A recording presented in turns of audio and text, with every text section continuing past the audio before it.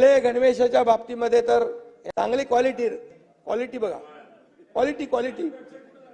Quality Dada Kondke style सरकारी गणवेश,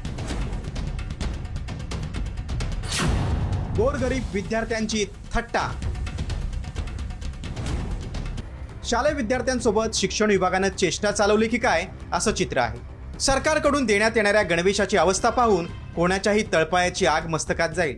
राणा भीमदेवी थाटात विद्यार्थ्यांना गणवेश देणार अशी घोषणा शिक्षण मंत्र्यांनी केली, पण ही घोषणा इतकी फुसकी आणि फसवी असेल अशी कल्पनाही या चिमुरड्यांनी केली नसेल।